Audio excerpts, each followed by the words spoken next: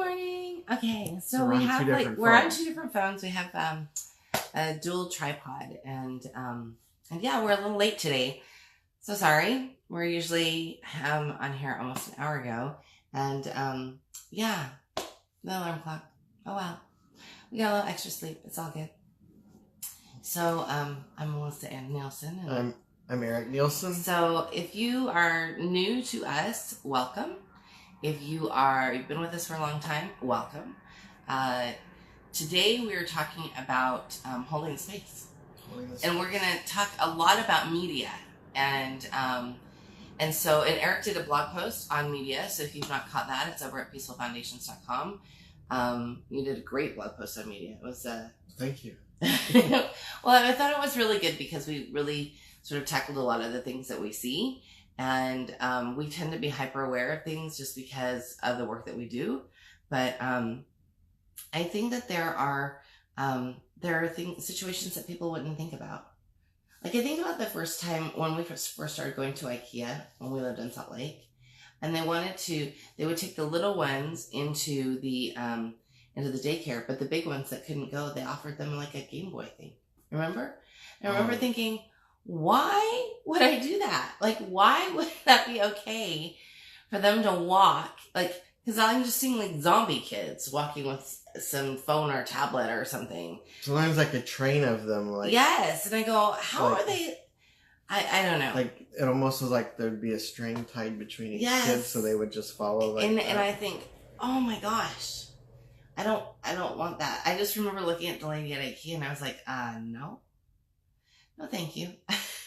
But I think that it's part of our common culture, so I think it's important to talk about.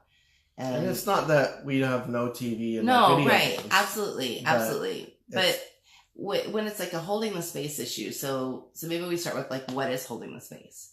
So have you ever noticed when you try to make a phone call and then your kids won't talk to you, or all the bad things happen when you're trying to make that phone call, or you're having a conversation with your partner and then things start to go to hell in a handbasket with kids? Well, it's because you're not holding the space. So I think about, I was parked somewhere waiting for you, and Soraya was in the back, and all of a sudden when you were on the phone with me or something like that. I was on the phone, and she flipped over the front seat and landed on something and broke it. Just like, boom. Yeah. She has this weird like ability to, I don't know, she's kind of like a spider monkey. Yes. So I think that really and truly understanding holding the space means that that you can understand the fact that when you have taken your energy away from that common space where your children are to something else, they feel it and it's palpable, and they can't go, hey mom, I feel you're not holding the space. What that manifests in is like it manifests in kids getting into fights. It manifests in just naughty stuff happening. It manifests like, flipping over the seat, and it manifests in just things in general happening that should not normally happen. And so when we talk about holding the space, we're sort of talking about it from a perspective of understanding that you have this energetic field. And that's not woo woo. That just is. It just is. And if you don't trust us, then experiment with it. Hold the space with your kids and then withdraw it. Go into a book, pick up your phone. I think about the times that your phone was broken before, and it was because I was thinking about the screen, and it was like, oh, Dad, I want to see what you're doing. That kind of thing. Yeah. And so it got dropped one of the times. And I think about all of the times that maybe I've gotten into reading something, and all of a sudden I'm like, what the heck? And it's because when something draws your attention away from this common space where you're holding it with your children, you're cut off. So if you are engrossed in something, whether it be TV, a book, your phone, an adult conversation, just talking to somebody on the phone, or even being at the park and talking to another parent and being too engrossed, being too engrossed in adult conversation will take that space holding away. And when it does, your kids don't feel safe, and that's why they act out. So they act out because they feel it. They feel that mom or dad is not there. And with that, I would say moms and dads hold the space differently. Like really differently. Mom might be, super engaged in play, and sometimes dad is too, for sure. I mean, I see some of the things that she makes you do. I'm like, oh man. Never a dull moment in the Nielsen house. Never a dull moment. Well, I think about the grocery store. The grocery store is another place where you're trying to focus on what you're getting. I use the Google Notes, the Google Keep to make the shopping list, because I could make it on the computer and it'll show up on my phone. And I take the kids to the grocery store, and at the grocery store sometimes, those cartoons where like Snoopy and Woodstock start fighting and it looks like a cloud, and it'll look like that, so I have to go. Sam is right. And Sam's old enough, I try to make a game out of it. Go, okay, Sam, you go get this, and this, and he's go back 12 to and the a half. cart. Right. And then I make a game out of it. Okay, Soraya, we got this left to do, and then I make sure I say, when we're getting in here, this is what we're doing, and we're going to get out. Right. And I'm only buying what's on this list. Right. And but I think that's a perfect place where it can happen. So if you're not like in that energetic space with them and you're really focused on your grocery list, it's really easy for things to happen, calamity to happen. So I think that really what I would do is, if this is new to you, I would step back and look at the last 5 times that you've had stuff going on. And people either getting hurt or being naughty or kids getting into fights or, all of the calamities that happen at home, and ask yourself, what exactly was I doing? What exactly was I doing? And how did that fact that energy shift, how did that affect my kids? And really sort of owning it and realizing that generally when there's bad behavior, it's our fault. There's stuff that we're not doing, but it's easy stuff that we can do, like really simply, and making a few little changes will really help that situation, I think. So, with regards to media and holding the space, so often what happens, that what we end up seeing is moms that say, well, I play with them, but dad just wants to turn on his phone or watch TV with them. And I will say, I think that the television has its place, but not enmeshed in everyday life. I think that we take something that should be a treat or a relaxation thing, and we have it on all the time. We make it the main meal. We make it we do have a family movie night here, and I was thinking about when we were watching Matilda last week. Yeah. And Soraya was like really confused, I think, at this family that ate in front of the TV, did everything in front of the TV, and couldn't take their mind off of the TV to see the little girl's teacher or to talk to the little girl about getting a library card or any of those things. And she was genuinely confused about it. Yeah. And so I think that when we talk about this culture that we live in that's so tech oriented, we really have to examine what we're doing with media, how we're using it, and making sure that we're understanding the best ways to use media and the best ways that are sort of in line with the core values of our family. Because I think that that's the important thing. If it doesn't matter to you and you don't care how your kids act, swipe away. If you care about like how they are acting and you're having behavioral struggles and you're trying to sort out why you're having behavioral struggles and you've got media going on, then you should stay tuned in and listen to this conversation, because I think it's really important to sort of uncover that. Most people do not think about media, whether it be TV, video games, phone, tablet, because I've had people go, oh, well, I don't have TV. I go, but you got a phone or a computer? Because that's where they're watching their TV. If you've got a screen, then you've got TV. And even if it's not commercial TV. So I think you have to really examine sort of how you're utilizing that. So what were you going to say? I'm sorry.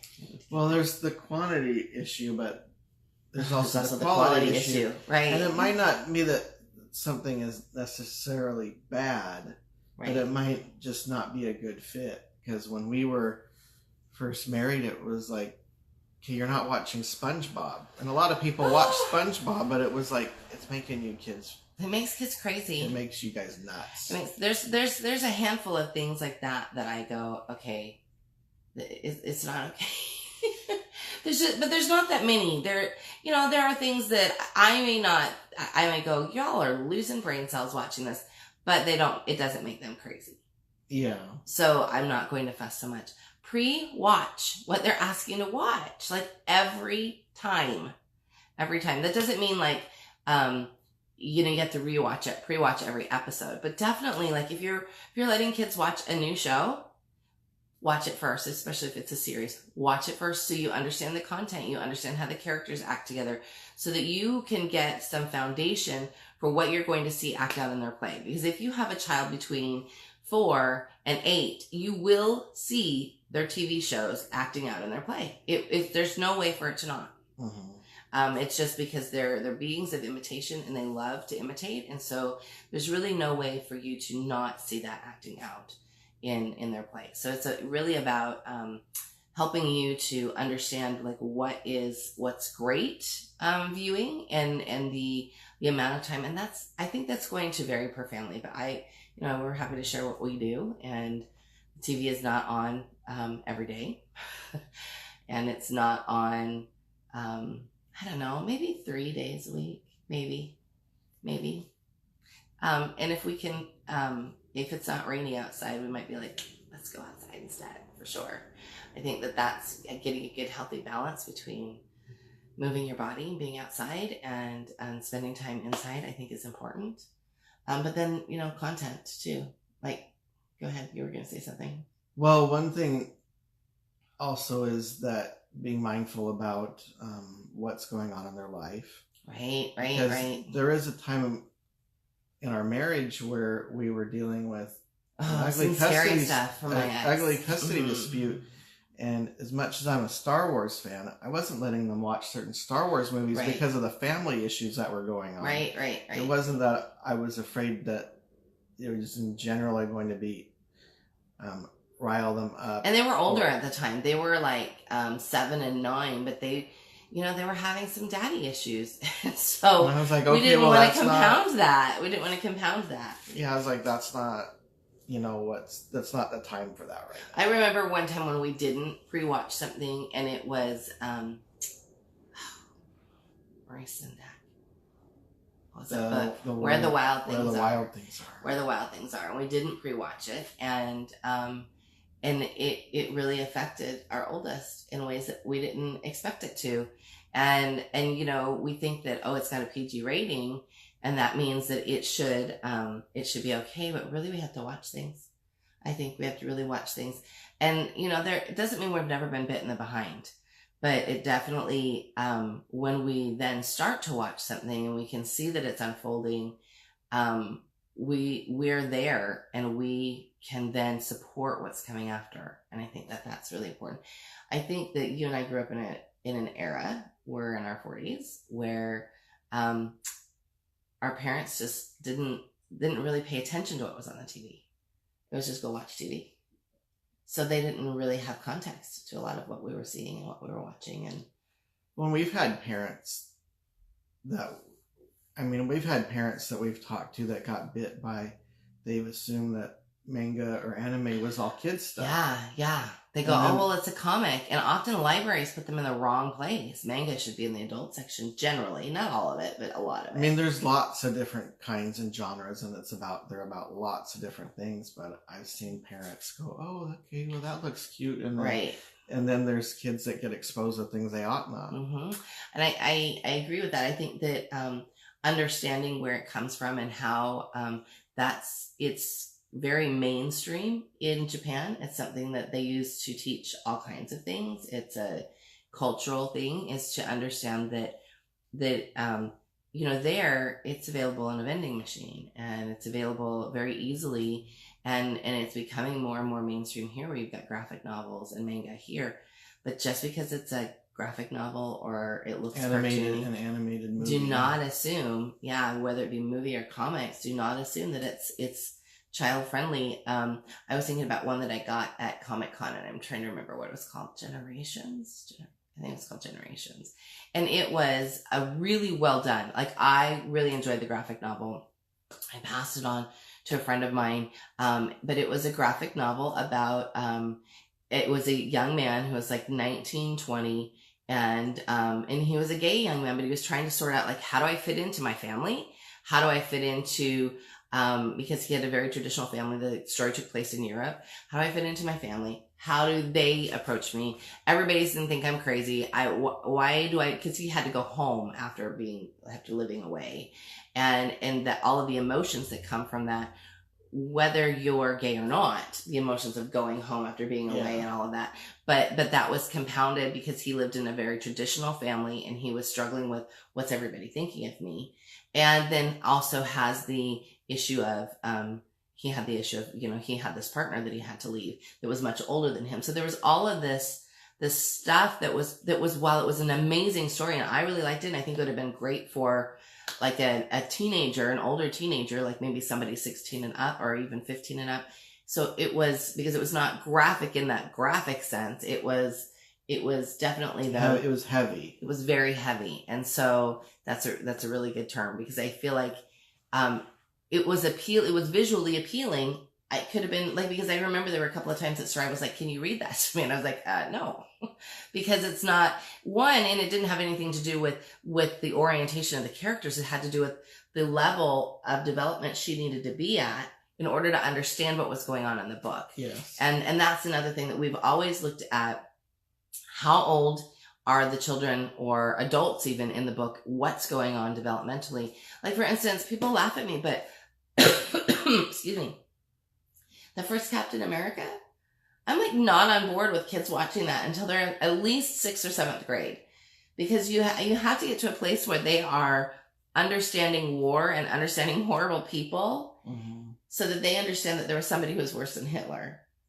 Because I think when you bring that to a younger child, they have no context, and then you kind of like ruined explaining Hitler to them, because you've already got, this bad guy, and they're trying to understand that context. So we haven't allowed that one for numerous reasons, and I know I've had people laugh at me about that when I go, really? Like, think about the content.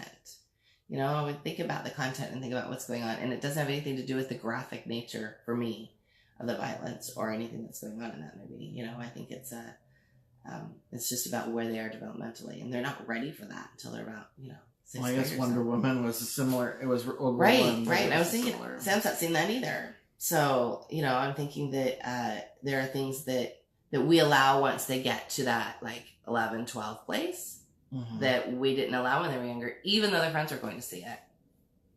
I want whatever they do get to see to make a good impact on them and to help them have like contextual understanding. I always think about when we took the big boys to see the first Iron Man, and so our boys were, gosh, how old were they? They were maybe 11 and 13 at the time. Yeah. It's about right. So one a little more immature than the other.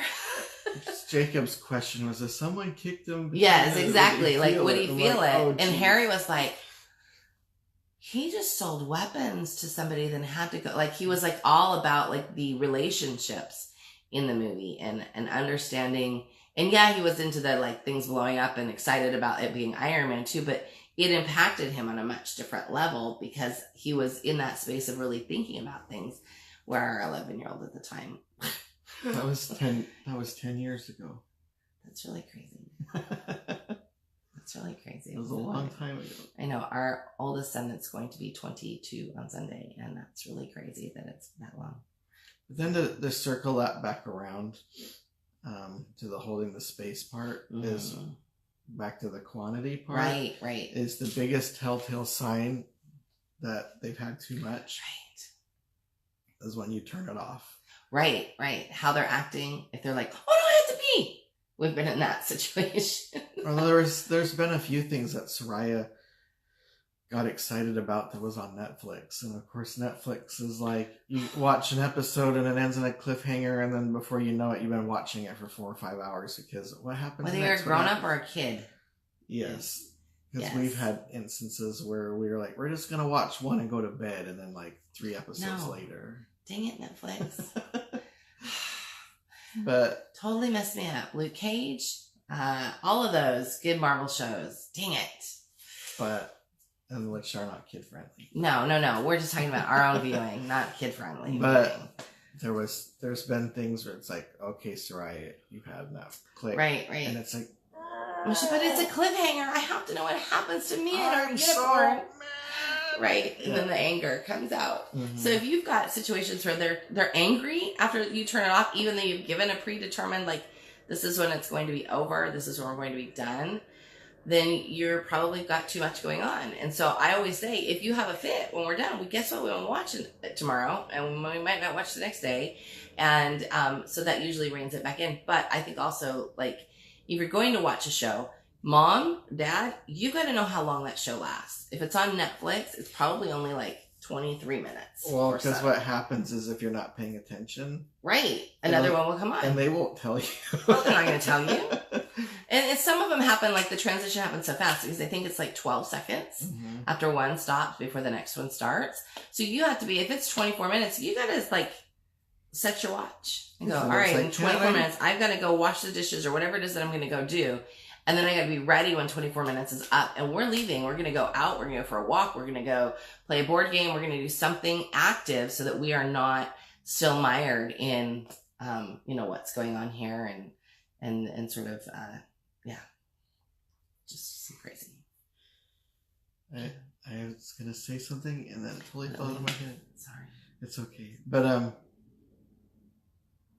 is it there? Hello? No.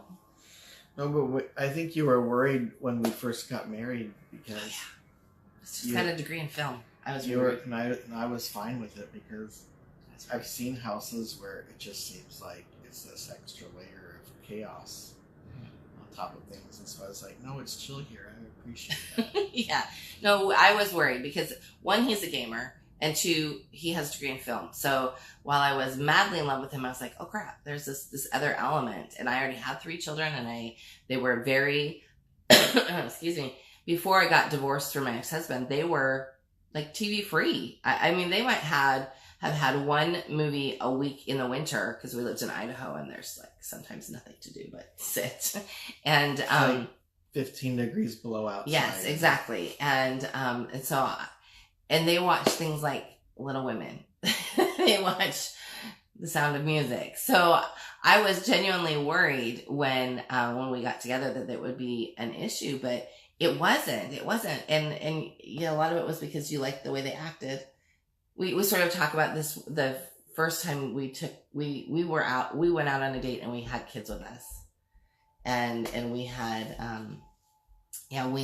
we went to the store, and I had said to the 2 that we had with us, if you rent from me, we're not going to X, Y, and Z place. They wanted to go to, like, it was like a Chuck E. Cheese kind of place.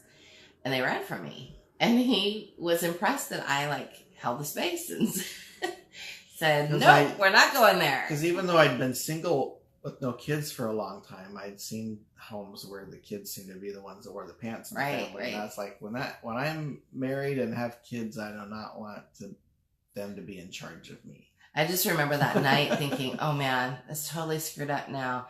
These kids were so ornery today, and this is so, like, I was so worried it was a deal breaker. And he was like, no, it was great. I'm so glad you were able to, parent them through that. And yeah, so it was really kind of funny. But anyways, I think we want to just close up and say, if you've got questions, hop over to the Peaceful Foundation's Facebook group and feel free to ask them there. Feel free to DM us if you're on Instagram, and let us know if you've got any questions. But we love talking to parents, and we love sort of helping families work through these issues. So have a wonderful weekend. Bye. Bye.